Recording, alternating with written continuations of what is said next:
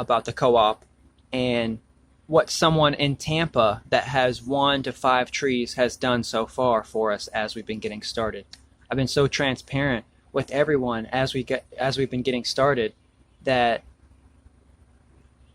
they want to see us succeed. They're not trying to take from it. Yes, they want to make money, but they're happy with the trade, or they're happy with learning about it in the first year or 2 years, as the tree doesn't really produce a lot of greens in the first 2 years. I mean, you might get a harvest here, a harvest there, harvest here, harvest there. In the first 2 years, you might get a couple 100 grams worth of powder, dried. But by that second, I noticed there's a switch. By that like second, third year, fourth year, I mean, your trees then are just getting huge. And they're reaching a nice, thick state to where every time you cut it back somewhere, it's got huge bushy bushes, 20 feet in the air with drumsticks, tons of drumsticks. That's usually about like the third or fourth year. Fifth year, sixth year, I mean, you're in the money. You're in the money. So like, it's taking time. So people are like, no, it's cool. Like, I don't need anything right now. I mean, it doesn't really, they're like, 1, I'm learning from you.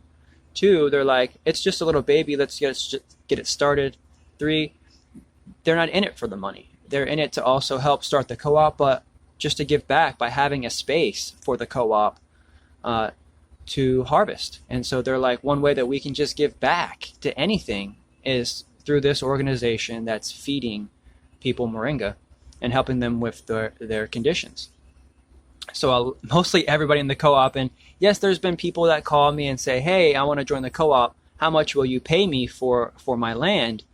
And I say, how much will you pay me?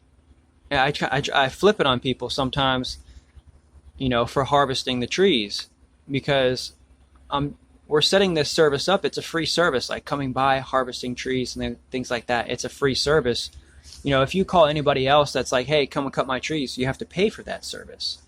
And so because of that, we're offsetting the cost of having to charge for just coming out to cut the trees by saying, these greens that we're getting can offset that cost. We can resell it in our store, at the farmer's market, online.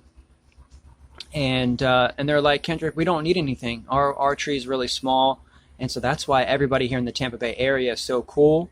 Like, so cool. Like, this is so crazy. Like, over 300 properties are in on this right now. And no, they're like, it's totally cool. We've got space. Like, we love having the tree. Like, we get to eat from the tree every single day.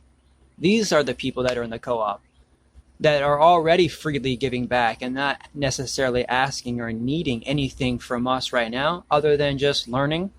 And being able to provide the space. And this is a really beautiful thing. As I get this out there and I'm transparent with this and let people know that this is what the co-op needs right now to get started, people are like, oh, I have land here.